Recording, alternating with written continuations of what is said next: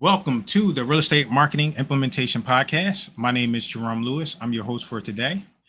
The Real Estate Marketing Implementation Podcast is a podcast where we talk real estate, marketing, tech, business, and leadership. We talk these things for real estate agents, real estate investors, and real estate entrepreneurs. The Real Estate Marketing Implementation Podcast is a podcast with two purposes. Purpose number one, to educate and inform our audience and listeners. Purpose number two, Blaine, to highlight you, your business, your service, or your product, giving you market exposure and valuable content. With that, we have a very special guest, Blaine McLaughlin, right? I'm saying that correctly, right? McLaughlin. McLaughlin. There we go. Blaine McLaughlin. Pretty close. Blaine has been a full-time dentist in Iowa for almost 30 years. He realized that he has been trading his time for money, and his retirement plan wasn't going to be sufficient for him to provide for his family and what he wants to do in retirement. Blaine says, I need to find some passive income, and multifamily real estate is the answer to my needs. Blaine just wants to help others avoid the pain that he's experienced as an investor. And Blaine, I'm excited that you're here. Welcome to the show. Awesome, man. Thank you. It's good to be on here and good to be chatting with you, Jerome.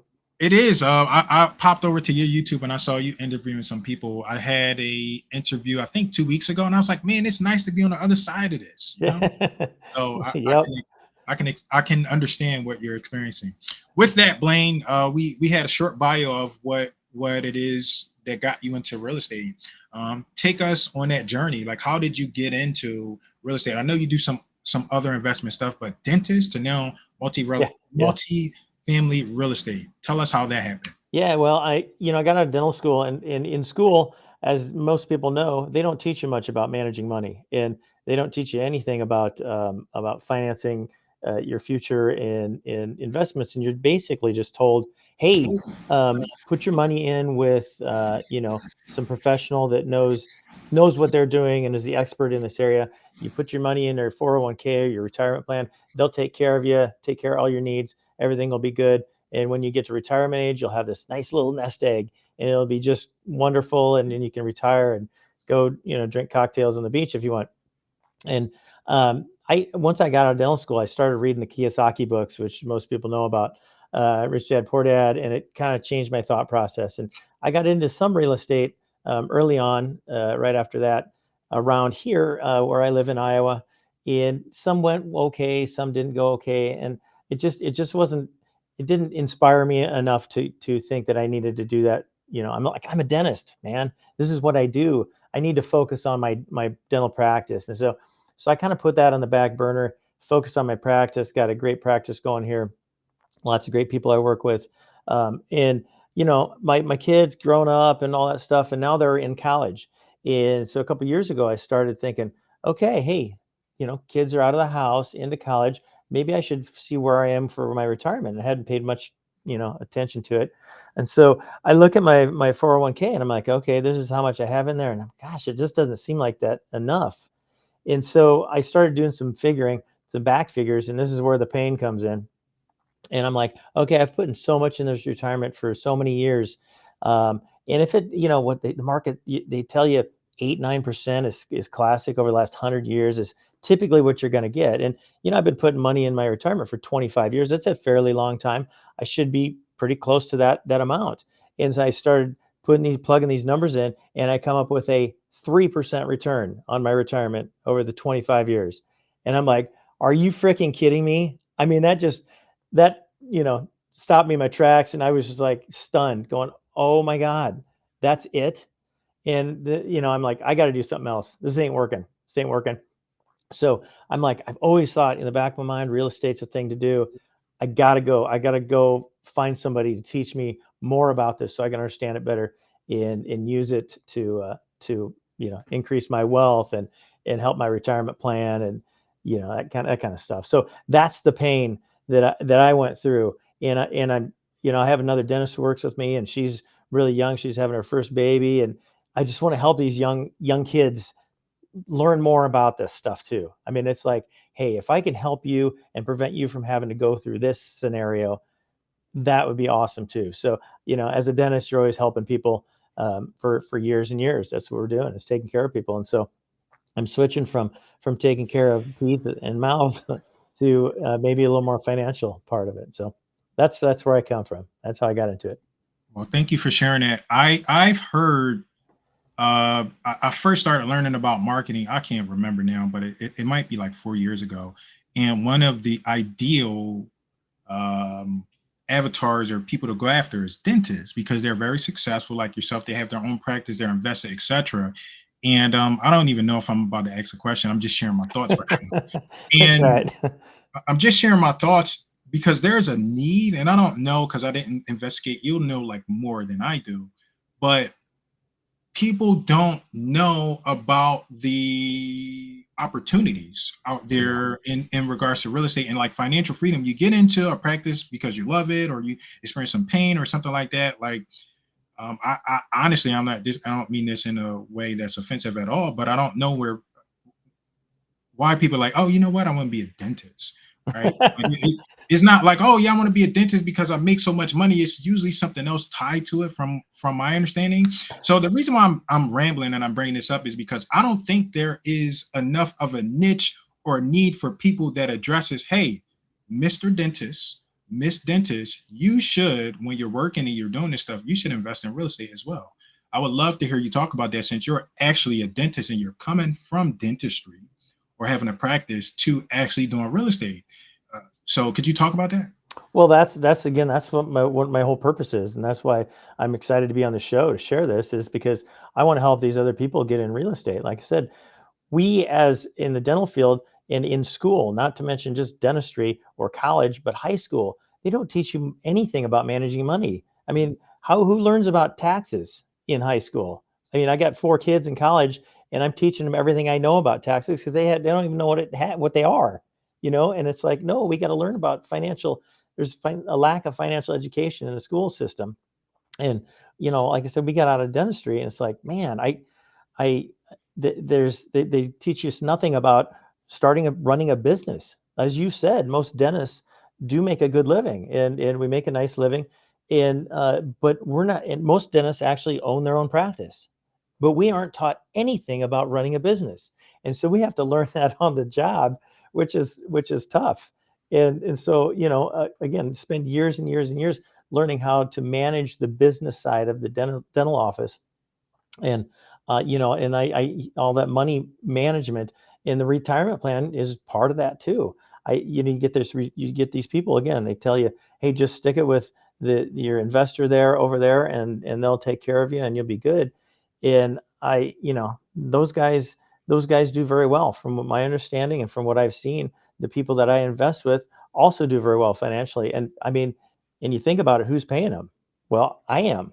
And that doesn't come up. People don't think about that when you first put hey, here's a $10 a month or $100 a month to go in my 401k.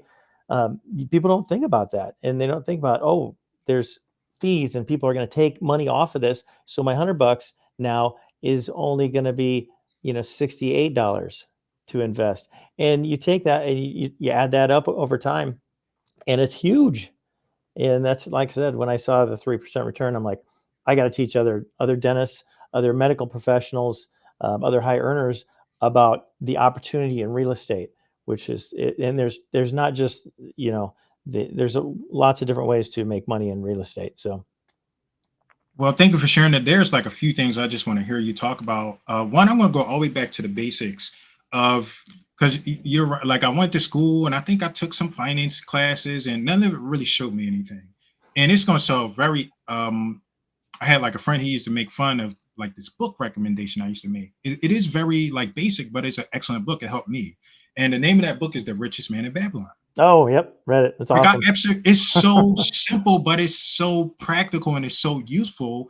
And one of the things that you talked about that I think you breezed over, that's what we do as professionals, was like you were like, I was saving this money. And one of the things that I learned from that book is that we need to set that up like automatically ourselves, right? It's not, oh, you know what? Let me pay myself after I pay all of the bills or anything like that. It's like, look, pay yourself first, pay Hmm. yourself automatically. Those are some fundamental things that I learned from that book. And I would love to hear you talk about that because that's a habit for us or some people, but most people don't think about that. And if how do I get ahead financially or how do I invest? Like, how do you do that? Talk about that process. Well, that's funny that you mentioned that book because it was just yesterday I was talking to my dental partner here, and again, she's getting ready to have her first baby, and she's been in practice with me 4 or 5 years. She discussed, she said something about, hey, just about the checking account and blah blah blah and money, and how does when the money flows out of it to this and that, and we have to pay this and that. What if we don't have enough? What happens there? And she goes, do we just not like, I mean, do we pay the expenses down or whatever, and then we don't take a distribution that month? And I said, no, no, no, you pay yourself first. Mhm, And mhm. so, again, it's a different thought process.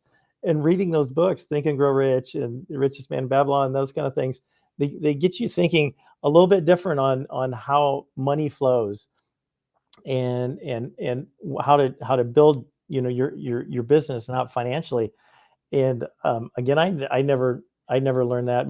The dentist that I worked for years, before I bought the practice, she was great, but she had her concept of money was basically what you're taught in society, and you know it it just it didn't cut it for me. And so, like I said, I started reading some of those books like that. It made me just think on a different level, and from a different direction, outside the box, as far as that goes for financial. But you got to pay yourself first. I mean, we're working here, we're working hard for this. This is our business, and I think as I've done that, she goes, well, what if you don't? What if you pay yourself and then you don't have enough money? I said, and then one of my other thought processes is the money will come from where it is at that time. And again, different thought process, because a lot of people believe money is just it's a thought. It's not it's a physical thing, right? Well, is it? I don't know. It's all numbers on a computer now. So, I mean, what's a dollar bill? It's a number on a computer. And so, if you think about it differently, you can manifest it differently, maybe, or grow it differently. And again, that helps. To me, it's helped the practice grow over time. All right. So it's a couple of things. You mentioned 25 years. Like that's gotta be like you saved up for 25 years and then Yeah, you checked, you saw 3%. 3%. Is so I don't know. Like sometimes people are like, Jerome, you smart. I'm like, I'm not smart. I just right. I just move, I go and I do stuff. So the reason why I'm saying that is I want to know, like, is that even keeping up with inflation? No, 3%? no, I mean, barely.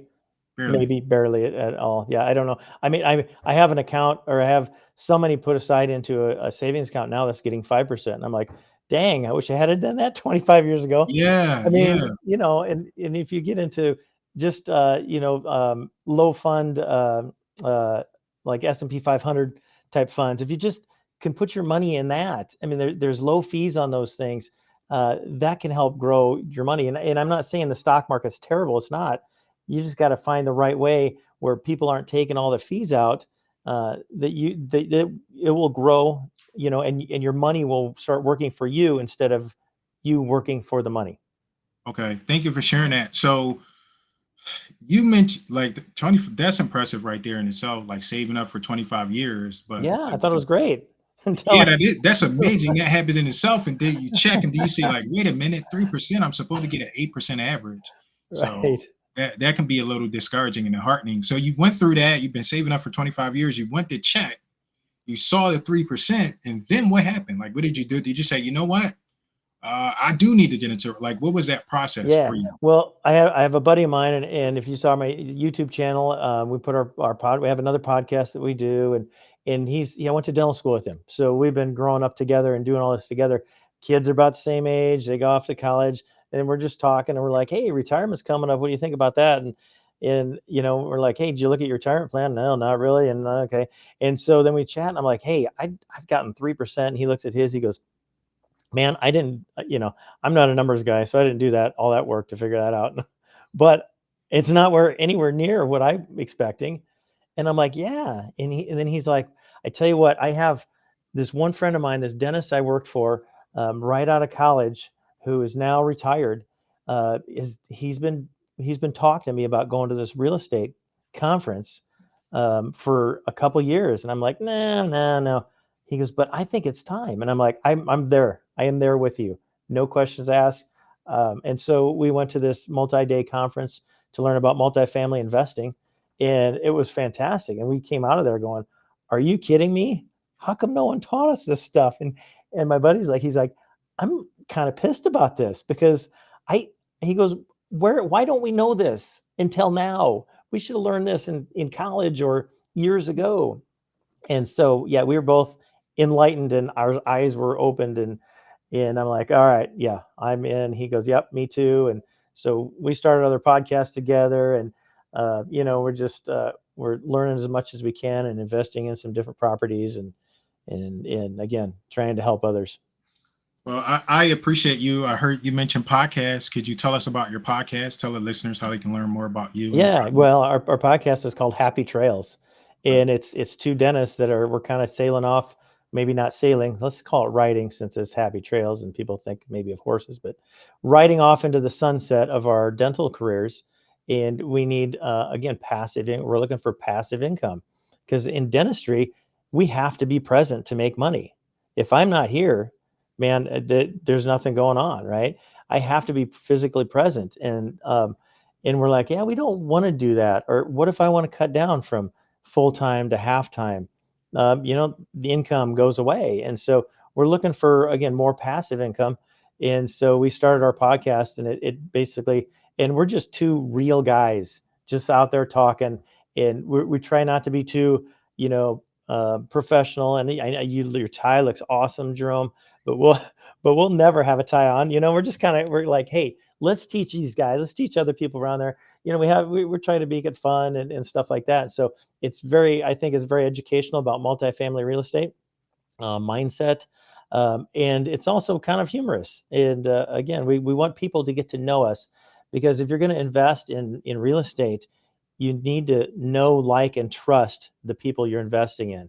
And so we want people to get to know, like, and trust us. And that's one way they can learn more about us. And so if they do that, then we're hoping that they'll come along and will invest with us, and together we can ride the wave up. So, Thank you for sharing that. So I have to frame this because I am professional, but I like to be yeah, raw you're here good. too, Yeah. right? So I don't I call this toxic positivity. People give you like all of this stuff and they're like, "Oh, it was great," and it's like, "Oh, we learned everything. You learned your lessons," like stuff like that. I understand the message and I understand the intent, but that's not the case all of the time. Now, the reason why I frame that is because I like your friend. What's his name? The one that you do the Matt, dentistry with? Matt. Matt. I Yep. love Matt's response. He's like, "I'm pissed. I should have known this sooner." Yeah. Now, some people will say, "Oh, no, things were meant to happen when they meant to happen," which I understand the intent, but that's not always the truth. So I would like to hear from you. Like, do you wish you had known sooner? Or do you think it was meant to happen this way? And, like the, Good question. Good question. So I told you right out of dental school, I read the Kiyosaki books, uh-huh. and I talked to one of my local buddies who happened to be my neighbor, who did multifamily real estate Mhm. investing, and he would buy stuff, and we do these joint venture little things where we get 3 or 4 people together and buy an 8-plex or a 12-plex or whatever.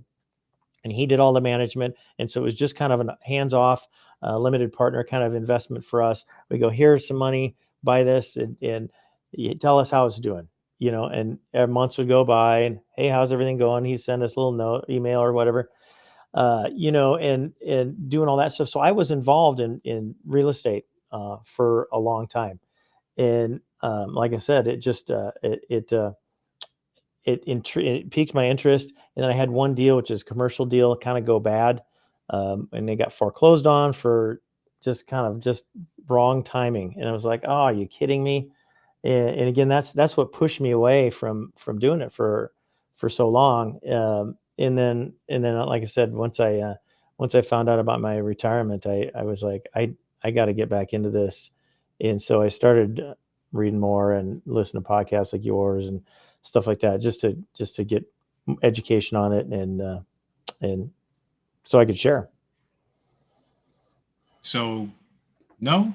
Or So yes? I'm sorry, what was the question again? The question was, do you wish you would Oh, do have I wish? known sooner? Okay, yeah. Or, yeah, Thanks for clarifying that. yeah. Yes, I do. I do.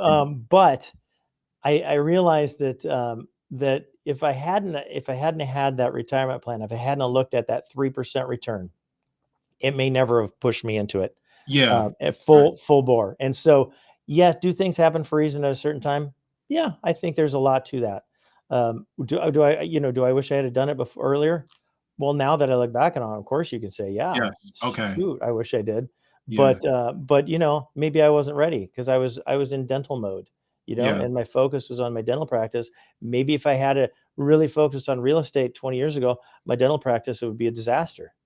I mean, and so you just don't know. So I do wish I had done more earlier, but I'm still grateful that I've found this now and I'm moving forward with it now. Thank So you. I And hope that's that and answers the that's question. that does answer the question. That's the real answer because sometimes people will say, "Oh no, no, it wasn't meant." No. Yes, I wish I knew what I knew now Yeah. back then. Yep. Like, and that's the real answer. So, my next question for you is why not single family? Why not commercial farms? Like, why multifamily? Great, great. Well, number one, I have a building. I own my own dental practice, right? Okay. And so I have a building. There's 3 tenants, including my office. So I do own a Mhm. little commercial, and it's doing very well. However, one of the tenants pays half the rent. So Mhm. when that tenant leaves, what's going to happen? Well, cash flow goes to nothing or negative, right? And Mhm. so we're in a situation. And so I made sure there were long-term leases set in place when I bought the building I'm in, and I told you that I had a real estate deal go bad, and it was kind of the same situation where we had 5 tenants in there, and one of them paid about 2/3 of the rent, and they decided to move, and so then we couldn't get that space filled, and then we're negative cash flow. Right about the time the loan came due, and the bank's like, "We're not going to refinance you because you're negative cash flow." And we're like, "Hey, we're putting some money in. We're doing capital calls to putting some money in," and they're like, "Nope, you're not going to. We're not going to do that for you." And so we're like, that's no good. So that kind of put a bad taste of commercial. Single family is good, but I think if you get into single family, I think it's a lot of work until you scale up. I mean, if you have one house, you rehab it. I mean, I know a lot of people who do that. Then you rent it out. Then you got to do that again, right? And again and again. And so I have a buddy of mine who's got about 12 houses, and he's doing single family and rehabbing and then renting them out. And then he's refinancing, taking the money out to buy more. Okay. And that's, the Burr method. And so that's working okay for him, but he has to manage all those. He's the maintenance guy on all those and that kind of stuff. I'm like, man, I think that's cool, but that's not what I want to do. And so can you find a maintenance guy for 8 properties? Well, not very easily. I mean, you can, but that's not going to be a higher priority. So when something bad happens, like, hey, I need you over there right now. He's like, I'm working on my 100 unit property that is, my full-time job. I'll be there when I'm done with this because this is a priority. And so when you get into multifamily, you can scale that up, right? And you can have 80, 100 units, and you can hire somebody full time, just working for you to manage the property, collect the rents, do the maintenance, and that kind of stuff. And so when I get in multifamily, I can oversee everything, but I don't have to be there every minute of the day making sure everything's going okay. And I think again, if you're scaling your single family homes, I think that's tough to do. So Okay, I appreciate you sharing that. So, you mentioned a woman. I don't know if you said her name. She's new. She just had a child. What's her name? oh, my other dentist, The my other dental dentist, dental partner, Megan. Megan. Yep. So let's imagine we have a Megan. She's like she's excited. She's got a passion for dentistry, and you're like, you know what? I don't want Megan to make the same mistake that I made. And look, years down the line, I see 3%, and say, no, I regret this. What would you tell her that keeps her in line with her passion Yep. for dentistry or whatever it may be, as well as building wealth inside of real estate? Well, I mean, you get a lot of obstacles on somebody right out of school. I mean, one of her main goals is student loans. She goes, I got to pay my student loans back. I don't have time to invest.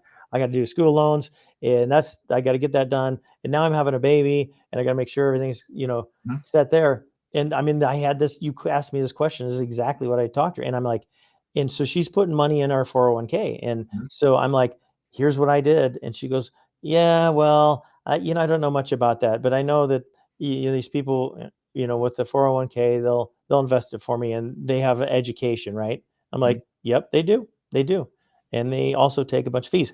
But so I keep telling her, I said, hey, there's some investment. I don't have any money to invest right now. I said, you will eventually. You're making a good living. You're doing well. And like yesterday, I showed her, hey, look at here's my retirement money from the last 6 months, from January to June. And I'm like, and it shows a little line and everything. And it says return on investment, 3% again for this year. And I'm like, hey, Megan, look at the stock market. The NASDAQ has gone up 16%, I think, since the beginning of the year. My retirement's up 3. Do you think this is the way to go?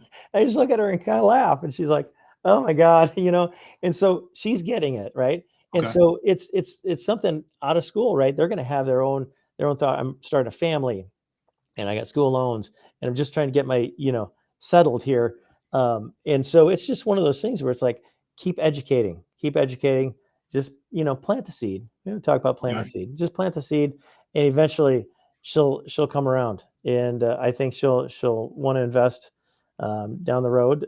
No question about it. So I mean, I just tell people to learn as much as you can, find somebody you can know, like, and trust that can invest for you. And, like I said, we'd be there to help. So if so we got like a Megan, let's get another version of a Megan. We got somebody there like they're new and they're like, I just watched that podcast with Blaine and Jerome and I hear what they're saying. Where do I start? What would you tell them? Yeah, that's awesome. Awesome question. Number one, there's no better place to invest than in yourself. Number one, so that's the best thing to invest in is yourself. I said so. If, like I told Megan again here, is like, invest in yourself, learn stuff about this. Just listen to my podcast if you want, or read a book or something. So that's number one. But number two, if they're ready, if they're like, hey, let's go, I would say again, find somebody you know, like, and trust. And so uh, if you listen to our podcasts, again, we're real people out there. We're trying to get people to know the type of person we are. We talk about our families a little bit. We talk about our trips and what's going on in our lives, so people get to understand that. And you can start as a passive investor. And my whole goal is to be not only a passive investor, which I am in multiple properties, but more of an active one. A general partner, or you can oversee some things and do some work on the property itself, in management and managing the asset, not the property. But start with a passive investment. Invest a certain amount of money in one deal. Okay. And that doesn't mean you can't put money in your 401k. I mean, everybody talks about diversifying your retirement, right? Diversification can be stock market and real estate, right? It doesn't have to be just different stocks or different mutual funds. It can be some stock market, some real estate, or whatever else out there they know about. So, yeah. Thanks for sharing that. So I don't know. Again, I'm not that smart, but I've heard this. It's not my expertise, but I've heard where you can put money in your 401k and it can be self-directed.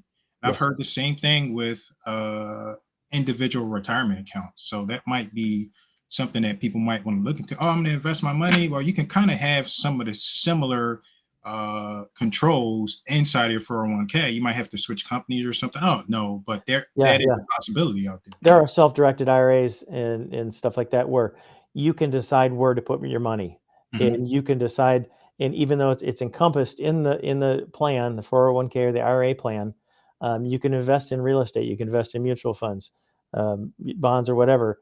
And so, but it stays inside that, which is kind of cool. There's some good things about that. Obviously, you don't pay tax on it until it comes out. So if you invest in real estate and then you get a lump sum back, that increases your investment, it's still within your IRA. So you don't pay taxes on it at that time. You can defer them, which is awesome, because taxes are the most expensive thing you will ever pay for in your whole life, ever. And I keep telling people that. I'm like, what's the most expensive? They're like, oh, my house. I'm like, oh my gosh, I got kids. I'm like, nope, taxes.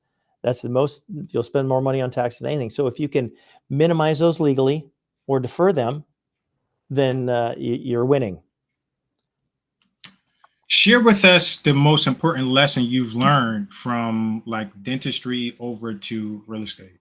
Like, what's something that really jumps out to you? Well, in the world, it's how to manage people, right? Okay. And again, never taught anything about that in dental school. They didn't teach you how to run a business. They don't teach you the business aspect. They don't teach you how to deal with people. And I have small to moderate size office. I think we have 13 employees.